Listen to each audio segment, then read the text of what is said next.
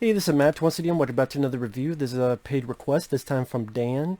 And for those interested in requesting pretty much any type of rankings, lists, topics, reactions, reviews, re-reviews, whatever, feel free to send it either directly to my PayPal or join my Patreon. Both links are down below in the info box. And this is a review of The Gate, which I don't have the Vestra on Blu-ray, but I have this. And of course, before I get to the movie, the first question is, just who the fuck is that? Who the hell is that? What? That? Who the hell is that? Yeah, I don't know who the hell that is. Just, that kid is not in the movie.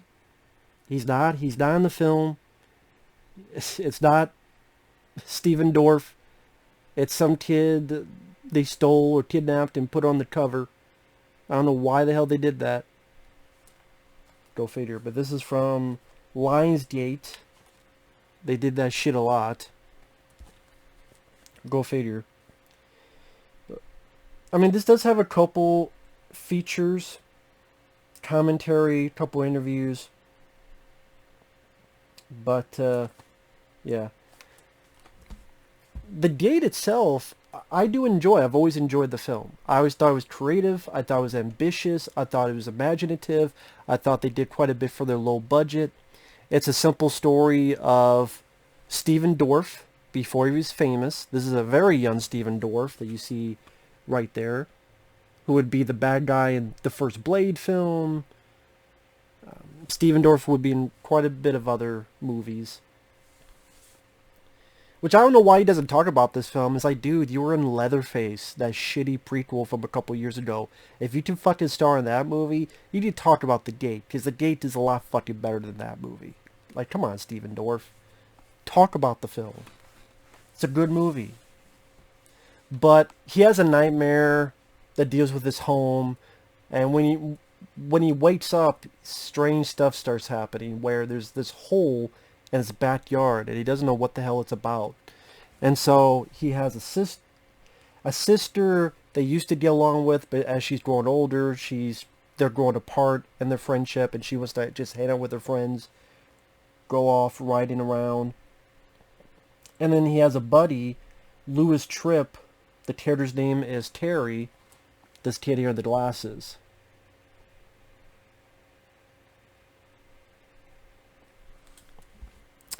And Louis Tripp did not do a whole lot after this. He did The Gate 2, which he was the star in it.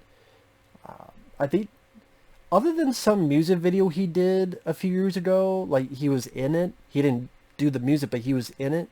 He really didn't do anything else. Of course, Stephen Dorff, again, he went on to be the bad guy in Blade and do a whole bunch of stuff, including Uwe Boll's Alone in the Dark, Leatherface, the prequel no one needed or wanted or fucking cared about. But the hole in the backyard happens to be a gate to hell, hence The Gate. And inadvertently, some things happen where the gate is opened up, and then our characters, while their parents have gone off on a trip, they're left alone, and pretty much a bunch of weird shit starts happening. The walls start rippling, they find their dog dead, there's bugs that break through the window, there's these little demons that pop up everywhere, these little demons here that you see right there. And they just, all this crazy stuff starts happening. And that's what I mean by they had a low budget, but they used a lot of creative energy as to what was going to happen next. When I first saw this, it was like, man, what's going to happen next? That the fucking phone is melting, and now these little foot-tall demons, and then one of them's dragged through the hole, and then there's a dead body falling through the wall, and now there's zombies, and I'm like, what's going on here? And for a film that's rated PG-13, they got away with some stuff. I mean, they see their parents, or who they think are their parents, and one of them, their fucking face falls off, like their face just gone. And I thought it had all the pieces together. Yes, some of the optical effects, like when the bugs break through the window, or at the very end of the film, dealing with the sky and this little tornado thing. Anyway, this is there are optical effects that don't hold up the best. But for a low budget 1987 film, I'm willing to give it some slack. But there are some pretty cool other effects. There's some pretty fun stop motion animation. There's this big creature that goes through the floor, and I like the look and design of it. Yes, just stop motion animation, but I'm a sucker for that. I like that kind of stuff.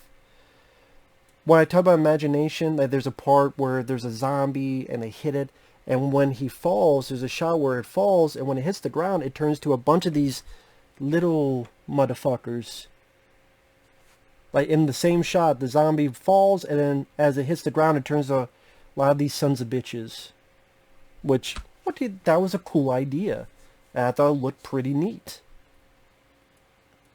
And it goes by a fast pace. This is only an hour and 20-some minutes.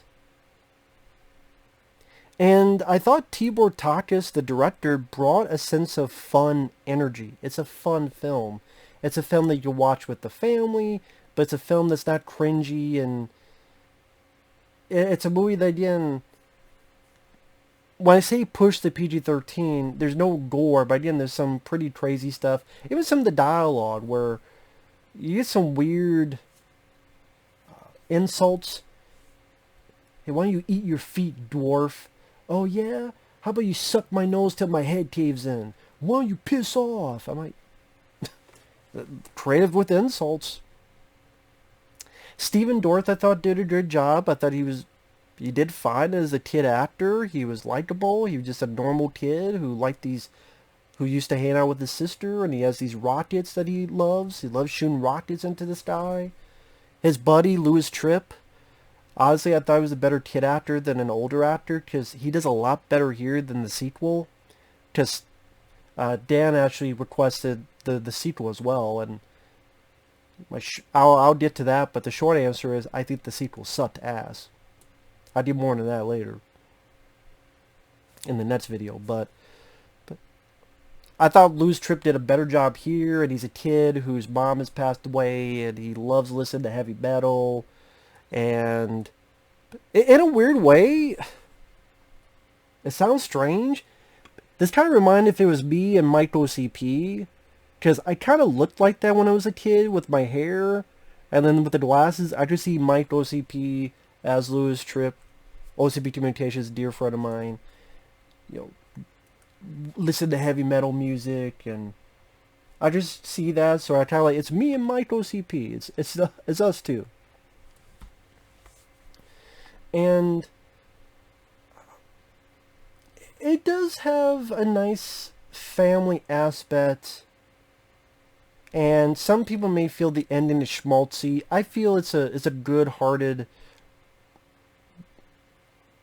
It's an ending that made me feel good, if that makes sense. I'm a sucker for that kind of ending where some people feel it's a bit too sappy, but again, I'm a sucker for that. I think I'd be fine if more movies adopted that, whether they're a horror genre or not. Just my cup of tea, my preference. With the rockets and being a representation of love, and again, it sounds sappy, but I'm a sucker for that. And sadly, the director, Tibor Takács, he never found this success again. Because he would get quite a bit of directing gigs throughout the years. He worked with Mark Dacascos a couple times in a couple movies, but they were not the best. He did the D2, which wasn't that good. He did some movies for Sci-Fi Channel. Like I say, he never found that success that he had with this movie. Whether it was scripts, whether it was budget, or whether it was something else entirely. There's not a lot of his other movies that I really care a whole lot about. I could easily say this is the best film he's done. Because again, it's a fun movie that goes at a fast pace, that has a nice energy and imaginative quality to it that represents the 80s. Like, go for it attitude. Yeah, it's a low budget film, but go for it.